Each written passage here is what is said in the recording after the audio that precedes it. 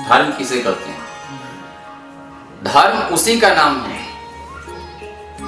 जो मानवता का नाम धर्म है। मानवता जिसके पास में है, धर्म उसी के पास में। मानवता नहीं है, अगर दानवता है तो अधर्मता उसी के पास में है।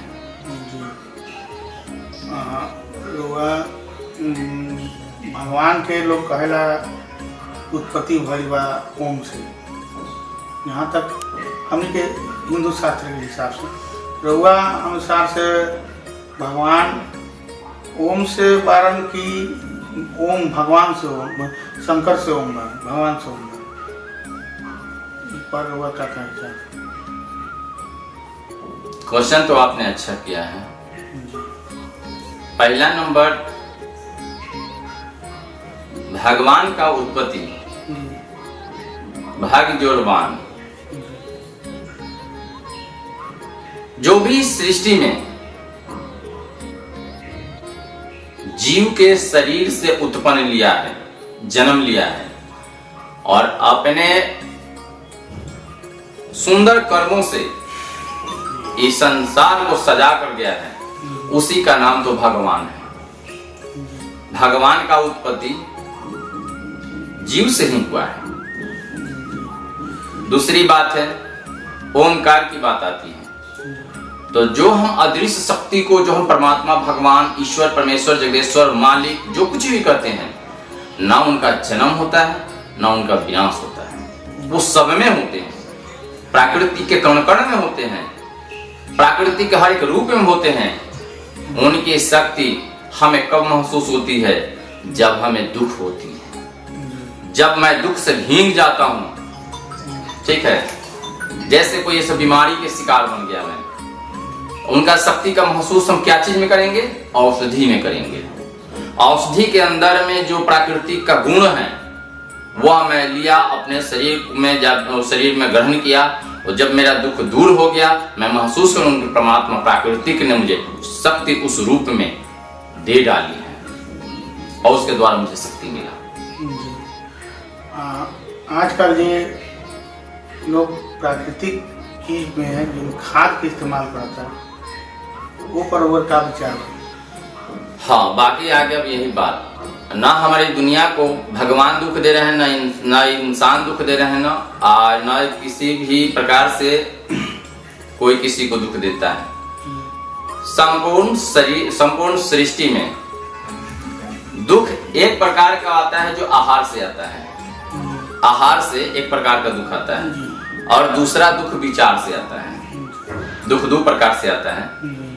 तो एक दुख आता है आहार से और एक दुख आता है विचार से। एक दूसरे का विचार हो, वो दूसरा में अपना हो या पूरे संसार का जो भी जीवात्मा हो। तो जो आहार से दुख आता है वो शरीर को दुख देता है। जो विचार से दुख आता है वो मन को दुख देता है। नहीं, तो हमें मन को बचाने के लिए सबसे पहले तन को बचाना होगा।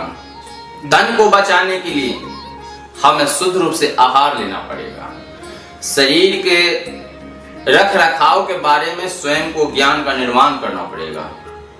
सुबह में क्या लेना है, कैसे रहना है, हमको शरीर से प्यार करना पड़ेगा।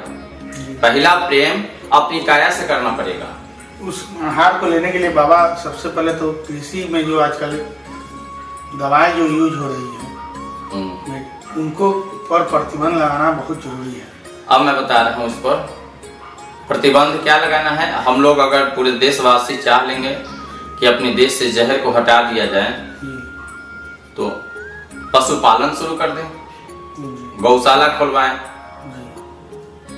और जितने सारे गोबर होते हैं उससे जैविक खाद का निर्माण करें।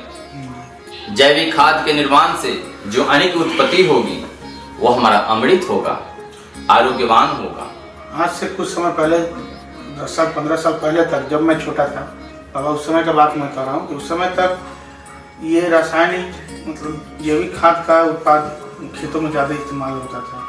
लेकिन कुछ ऐसा अभी समय आ गई है जो हर चीज़ में यूरिया, डाई, पोटास, इसके बिना फसल को उपजना बहुत मतलब लोग ना मतलब आसानी से शारीरिक मेहनत छोड़ के आसानी से इस पर अमल कर रहा है। और कभी मौसम का बहाना तो कभी कुछ बहाना। तो इसके पीछे सबसे पहले तो लोगों को पेड़ पौधा लगाना बहुत जरूरी है, जिससे बारिश, वृक्षारोपण तो बहुत जरूरी है। आज के समय में कोई पौधा लगाने के लिए सोच भी नहीं रहा है। यहाँ तक कि मेरे ही घर का बात कहूँ तो अभी तक कोई एक नहीं लगाया होगा वृक्ष। देखिए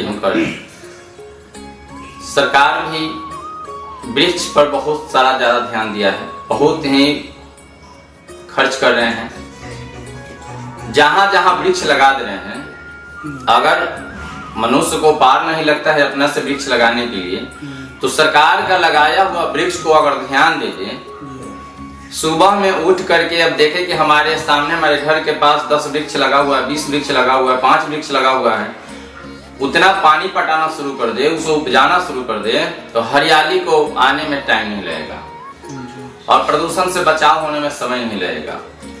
जो ऊपर की जो प्रकाश है वो हमारा हरियाली भी उसको रिसीव करता है। जैसे बैसाख जेठ के महीना में, मई जून जुलाई में जो गर्मी होती है, उस गर्मी को शोषण करने का काम हमारा हरियाली होता है।